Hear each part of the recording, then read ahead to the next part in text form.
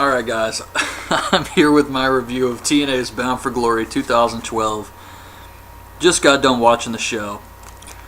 And I started the show off with the pre-show they had on Spike TV. I really just fast-forwarded through all the video packages and I watched the promos to see if there was anything interesting. The only really interesting thing on the pre-show was the Aces bringing in Joe Park. And they're just dragging him into the building and he's screaming, "Help me, help me," and the cameraman's just filming this. Nobody cares at all. It was really sad, but also very funny. And they did play Bobby Roode versus Austin Aries from Destination X, so that was cool, but it was really just a bunch of promos and video packages. So yeah, that was the pre-show. So on to Bound for Glory. This one was in Phoenix. First match is RVD versus Zema Ion for the X Division title. There was a sick flip over the top rope by Zema onto RVD. Looked like RVD kind of took it a little awkward, but that was a cool spot. RVD hits the frog splash for the win. New X Division champion. Why? I don't understand this. There's really no X Division. I mean, Zema Ion's entire thing was that he killed the X Division. He beat them all up.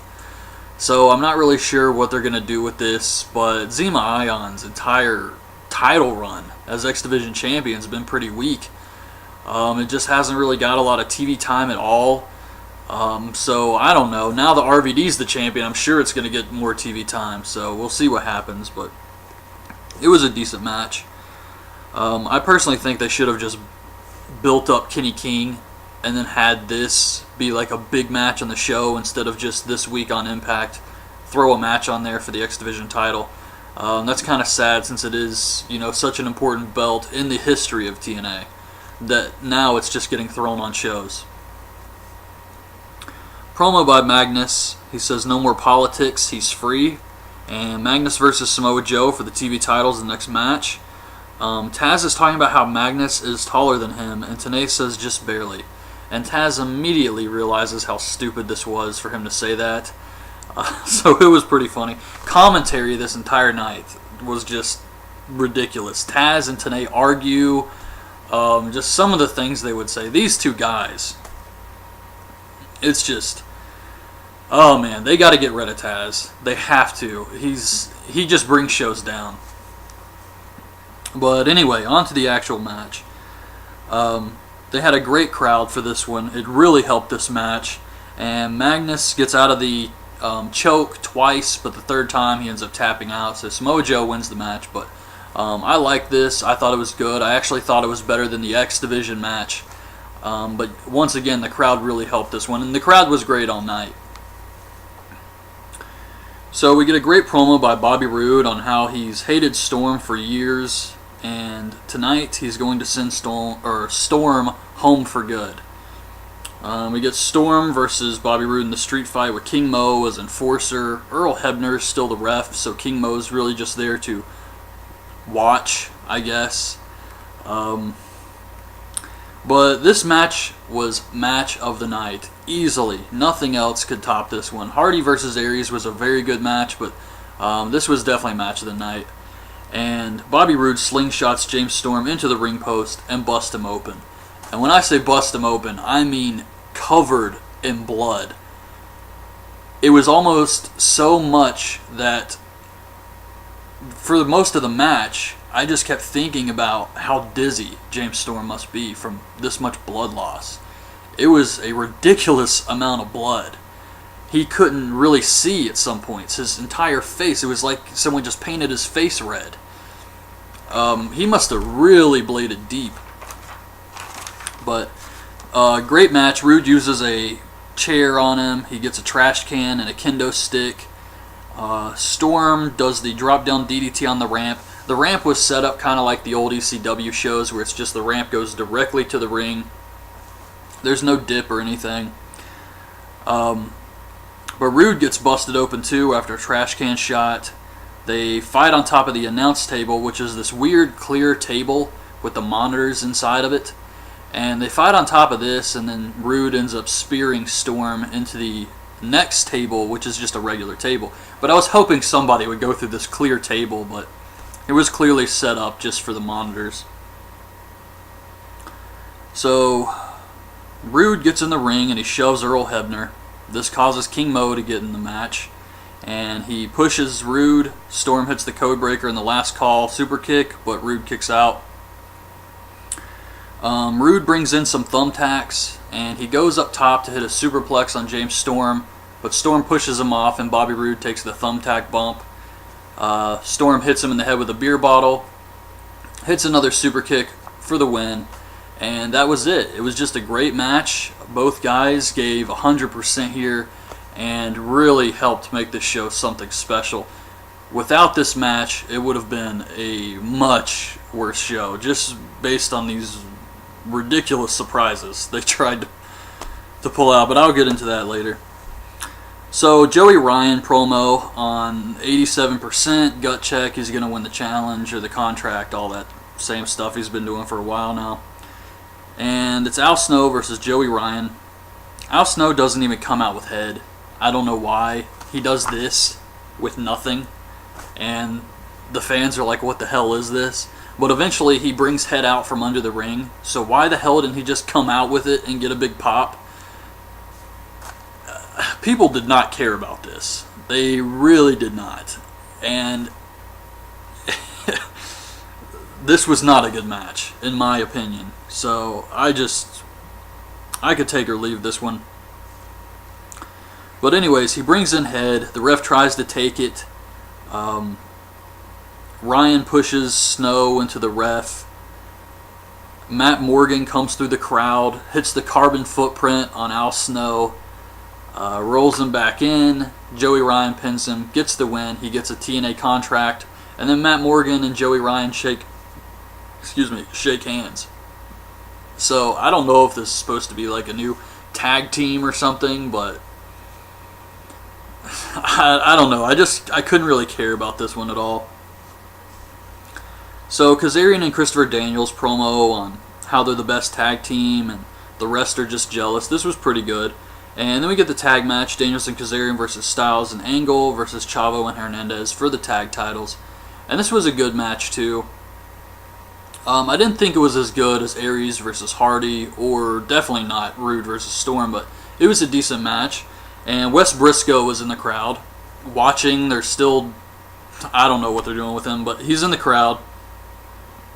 And Kazarian hits this Hurricane Rana off the top onto Hernandez, who is standing on the apron, and just takes a sick-ass bump from this. Really, really looked nasty. A lot of the guys were doing just crazy dives the whole time. Very fast-paced match. So I did enjoy this one. Eventually Hernandez hits Border Toss, and Chavo hits the Frog Splash on Styles for the win. New tag team champions, but once again, TNA doesn't really have any other teams. I mean, the two Robbies, Robbie E and Robbie T, I guess maybe they can go up against them or something. I figured since they beat Styles, they can continue that feud, but I don't know. The division needs a lot of help. Then we get Tara and Miss Tessmacher for the Knockouts title. So Tara wins the match. We get a new Knockouts champion. I expected this because of the whole Hollywood boyfriend angle. And she reveals the Hollywood boyfriend, and it's some guy named Jesse from Big Brother. I don't watch Big Brother. I don't know who in the hell this guy was, and apparently no one else did either. It was sad, and absolutely no one cared. Now, at first, when they said he's from Big Brother, I was thinking Psycho Sid, his son, was on Big Brother. That's got to be this guy. Well, apparently it's not. So he's just some random dude from Big Brother.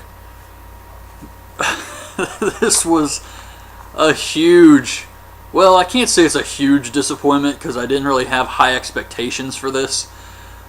The Aces and Eights one, now that was a huge disappointment, but this was just kind of sad. So they show some of the highlights from the Hall of Fame. This was really nice of them. They, Dixie Carter and TNA did set the whole thing up for Sting, and I thought that was really nice of them. Where in the hell are Sting's eyebrows, though? I cannot be the only one who noticed this. The man has no eyebrows. It's really weird. But it was a nice ceremony. Lex Luger was there. So that was cool. No Christian. I don't know what the hell happened with all that, but it was fine. It was a nice ceremony and everything. I thought it was going to be a bigger part of the actual show, but they just showed like highlights of it. And they also showed some more of this on the pre-show. So then we get the Aces and Eights match. Sting and Bully Ray come out. Bully Ray has his face painted. And then the Aces drag out Parks, sorry Carcass, and they chain him to the guardrail or handcuff him or something. And Sting and Bully attack the Aces. They brawl around. Taz and Mike Tenay are talking about the horrible stench coming from Joe Park. Another Aces member gets involved. He spits on Park and Park snaps, breaking the handcuff. He attacks the Aces member. They fight up the ramp. Bully and Sting get attacked from behind since they're just watching all of this happen. They're not trying to help Park or anything. They're just watching in disbelief. So Sting and Bully hit the Doomsday Device on one of the Aces, and Bully brings in the table, but another Ace runs out and puts Bully through the table. They cover him for the win. The Aces have full access. They won the match. Now they're allowed in TNA whenever they want, I guess. Some more Aces come out. They beat up Sting and Bully Ray, and then Hogan's music hits. And let me just make sure I'm not missing anything here because I want to get all of this. So Hogan's music hits, and the Aces.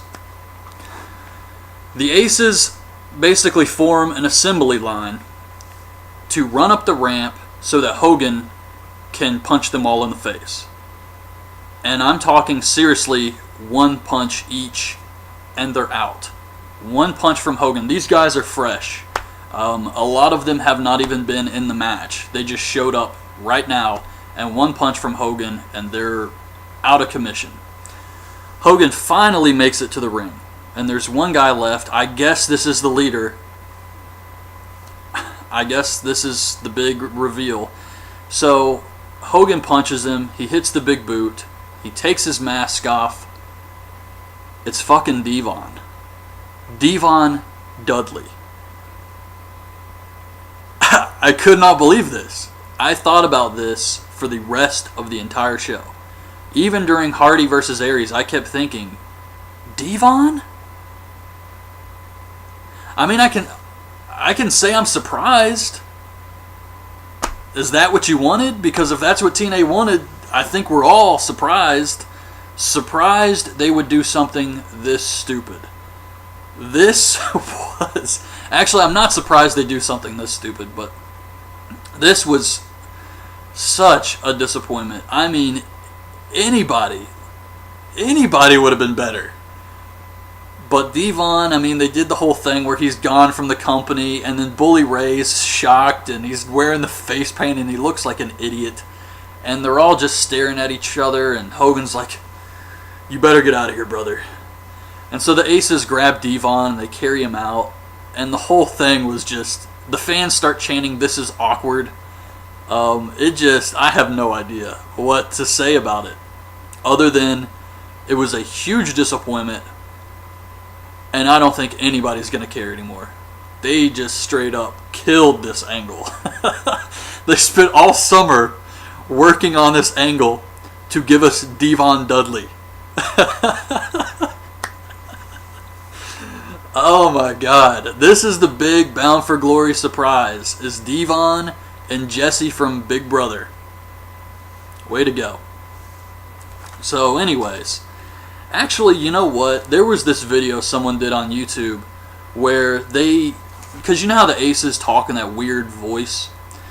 Well, they use some type of program to play it back to what the guy sounds like and take out the weird voice, and you just hear the guy talking. And it sounded like Matt Hardy.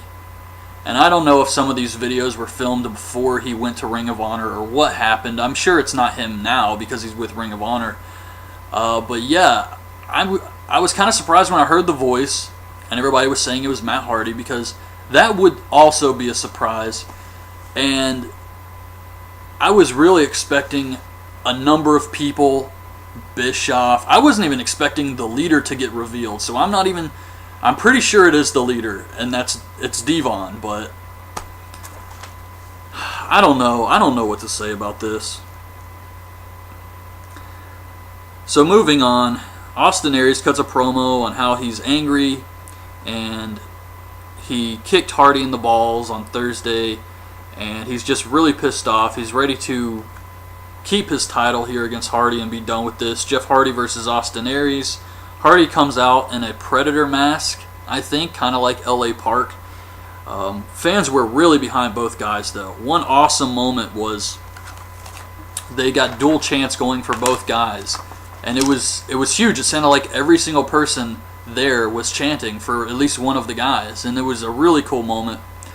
But Austin Aries kicks out of the Twist of Fate. Hardy kicks out of the Brainbuster, and then Hardy hits another Twist of Fate, the Swanton, for the win. New world champion, Jeff Hardy. And this was a good match. These guys really gave a ton of effort here, and I thought they did a good job. I don't know. Jeff Hardy's the champion now. We'll see if this moves ratings, if it does anything differently. I don't think it will, but TNA wanted to make him happy, and I guess now they're just going to hope he sticks around. And I would like to see Jeff Hardy have another run in WWE just to do something different, but I don't see him leaving TNA. Maybe they'll bring back that really ugly purple belt that was like the weird face that Mr. Anderson was forced to hold for a while there after he beat Hardy.